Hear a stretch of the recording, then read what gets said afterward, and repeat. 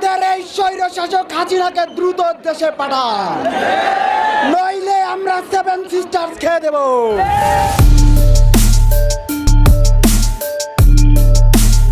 ভারতের seven sisters রাজ্যগুলো আর কতদিন থাকবে দিল্লির দখলে?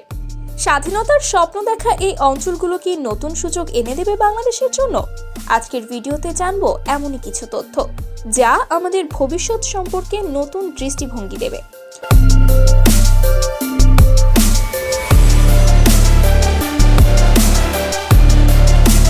ভারতের পূর্বাঞ্চলীয় সেভেন সিস্টার্স রাজ্যগুলো যেমন ত্রিপুরা, মণিপুর, নাগাল্যান্ড অনেক দিন ধরেই স্বাধীনতার জন্য সংগ্রাম করছে। এগুলো ভৌগোলিকভাবে বিচ্ছিন্ন এবং দিল্লির সঙ্গে যোগাযোগ রাখতে শিলিগুড়ি করিডোরই তাদের একমাত্র পথ। কিন্তু যদি এই করিডোর বন্ধ হয়ে যায় তাহলে পুরো অঞ্চল ভারতের মূল ভূখণ্ড থেকে বিচ্ছিন্ন হয়ে পড়বে।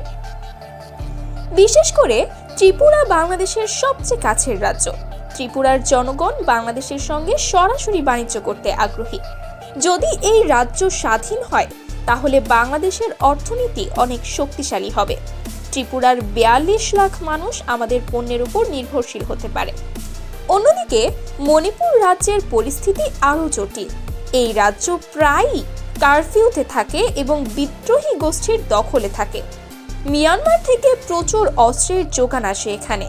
মণিপুর স্বাধীন হলে বাংলাদেশের জন্য প্রাকৃতিক সম্পদ এবং বাণিজ্যের নতুন দরজা খুলে যাবে।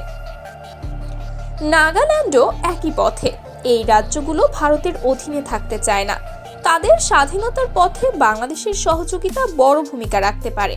যদি এই রাজ্যগুলো স্বাধীন হয় তাহলে ভারতের সঙ্গে বাংলাদেশের সীমান্ত অনেক ছোট হবে, যা আমাদের নিরাপত্তা আরও শক্তিশালী করবে।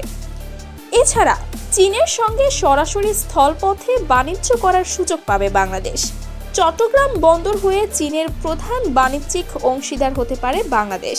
কিন্তু এতদিন এই অঞ্চলের স্বাধীনতার বিষয়ে আমাদের সরকারের কার্যকর কোনো উদ্যোগ দেখা যায়নি। জাতীয় স্বার্থে আমাদের এই বিষয়গুলোতে সচেতন হওয়া জরুরি। সেভেন সিস্টার্সের স্বাধীনতা শুধু তাদের জন্য নয়, বাংলাদেশের জন্য এক বিশাল সুযোগ। এই বিষয়ে আপনার মতামত কি? নিচে কমেন্টে জানিয়ে দিন। আর আমাদের ভিডিও ভালো লাগলে লাইক, শেয়ার আর সাবস্ক্রাইব করতে ভুলবেন না।